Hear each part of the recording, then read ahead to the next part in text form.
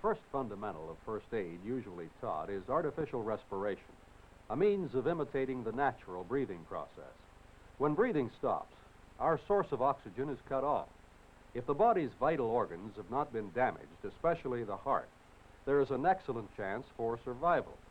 The important factor is that oxygen-rich air be taken into the lungs where the body's system can use it, and quickly. Any delay may be fatal. Knowledge of the respiratory system will help you to understand how artificial respiration works and why it works. The respiratory system is made up of three basic parts: the air passage, consisting of the nose, throat, and windpipe; the lungs, and a flexible diaphragm in the chest. Respiration, or breathing, involves two separate acts. The first is inhalation, when normal air is taken into the lungs. The second is exhalation, when used air is forced out. At the lower end of the throat, the air passes through the trachea, or windpipe, an opening that leads to the lungs. The second opening behind the windpipe leads to the stomach. This is the esophagus, or food pipe. The windpipe extends into the chest cavity, where it divides into the two bronchial tubes, one leading to each lung. After entering the lungs, the tubes keep dividing and redividing, ending in groups of thin-walled cells that are surrounded by capillaries. Oxygen from the lungs is absorbed by the capillaries. This oxygen in the blood is then distributed to all parts of the body. At the same time, carbon dioxide, a waste product of the body, is carried by the blood back to the lungs and released into the air within the cells. It then passes from the air cells when air is exhaled from the lungs.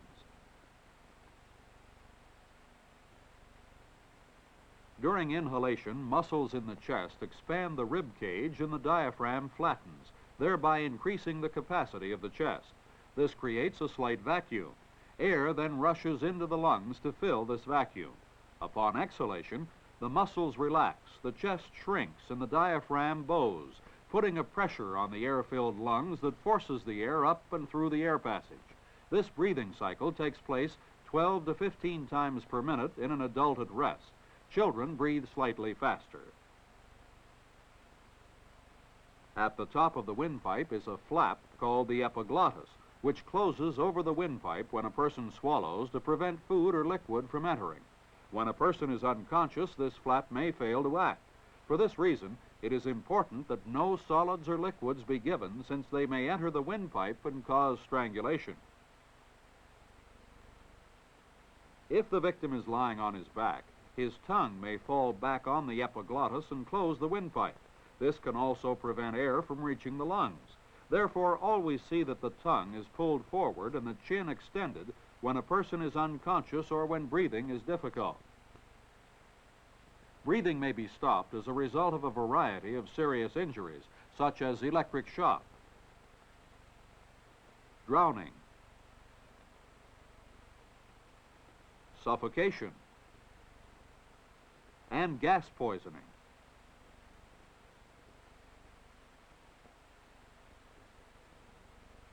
Suffocation or asphyxiation occurs when the windpipe is blocked, or as in this case, from breathing harmful gases, such as carbon monoxide. Symptoms of suffocation are nausea, loss of consciousness, discoloration of lips and earlobes, the pupils of the eyes become dilated, and breathing stops.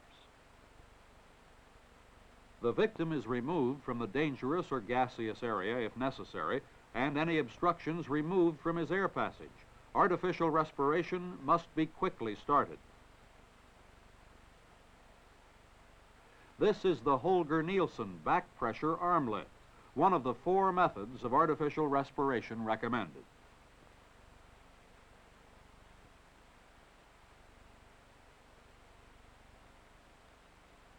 Another method of artificial respiration is the Schaefer or prone pressure method.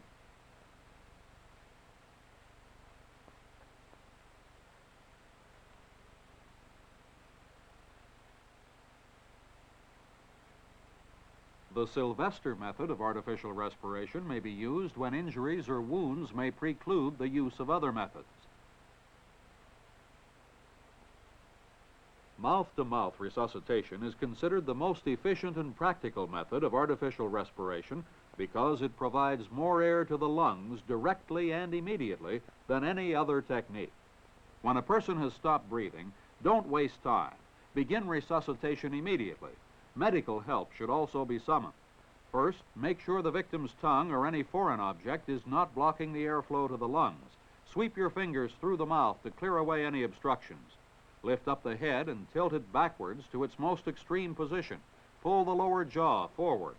Keep one hand under the victim's neck to keep the head tilted back. Pinch the nostrils together. This prevents loss of air through the nose. Open your mouth wide, inhale deeply, and place your mouth tightly over the victim's mouth and blow into the air passage until the victim's chest rises. If the stomach bulges, air is being diverted into the stomach. Press gently on the stomach. This will cause the air to be released through the mouth. Then readjust the head farther back and try again. After removing your mouth, listen closely for the return flow of air. Repeat this procedure 12 to 15 times a minute for an adult and about 20 gentle puffs per minute for a small child. You should continue artificial respiration until the victim begins to breathe for himself.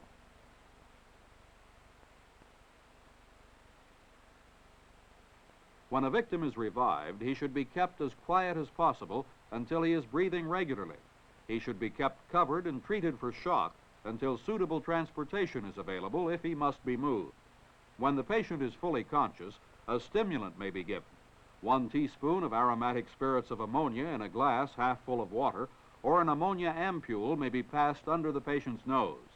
A doctor's care is advised during the patient's recovery period, as respiratory and other disturbances may develop as an aftermath.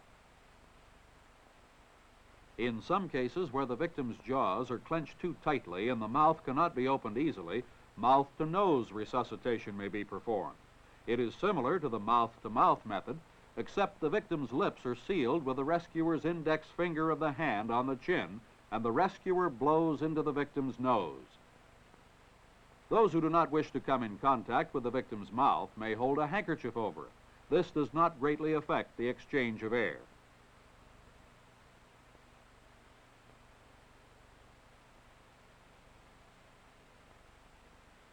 Remember, certain basic principles must be kept in mind when giving mouth-to-mouth resuscitation.